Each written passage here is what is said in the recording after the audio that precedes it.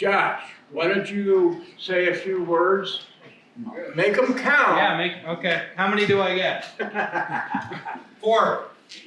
Well, we just like to Jeff do it. Yeah, we'd like to thank everybody for coming out today. Hopefully everybody, gets something out of this. If you've been here before, we're going to look at a few new project areas. Bruce has plenty of material to cover, so like I said, we appreciate everybody coming out. The bathroom's inside. If you didn't already use it, probably hit that before we head out on the wagon. We got sodas, waters, coffee. We'll have lunch once we get off the hill. So if anybody has any questions, direct them towards Bruce, myself, my dad's here, my aunt, Tom, anybody that has any questions on the property. And hopefully it doesn't get too hot for us. Yeah, right. Ed is not here today, and Ed is having some medical issues with vertigo and in the hospital for a couple of days, so he couldn't be here today, but which is too bad because I really wanted to tell a story about it. I'll tell a story about it. How about that? Anyway,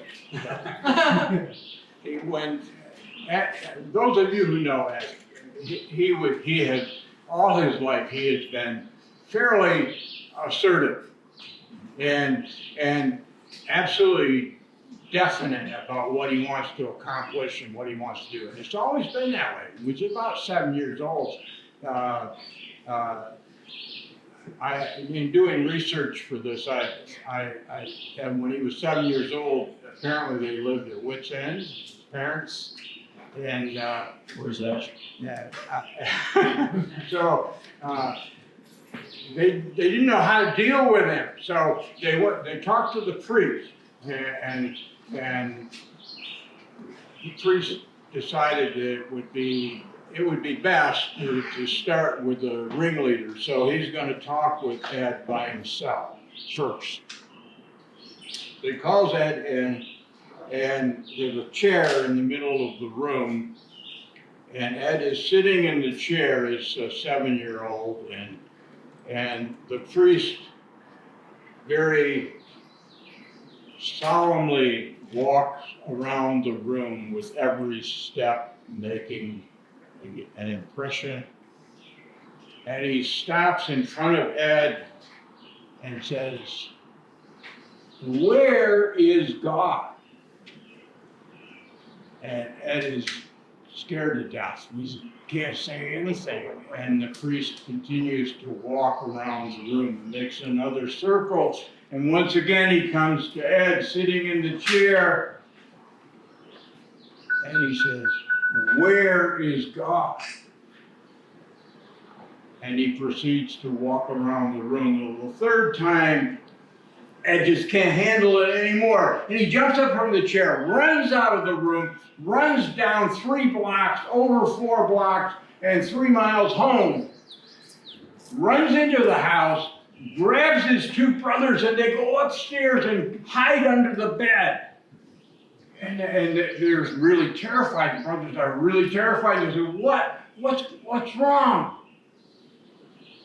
And Ed said, "God is missing. And they think we did it."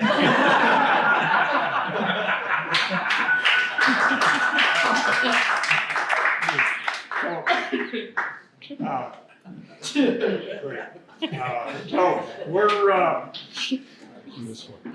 going to look at a number of things on the property here today. This property is the best laboratory that I know of for looking at forest recovery, especially regeneration, and because we have a situation where about 300 acres were clear cut 25 years ago, and we're able to see that most of that has been worked for in one way or another, and we'll be talking about that. So I want your thinking caps to be relating to regenerating forests. And I want you to be thinking about consequences of how we deal with that. But anything goes. You can, I can talk about anything. My wife isn't even with me today. So anything's good. And I think we might as well get loaded up. We'll be riding in the wagon.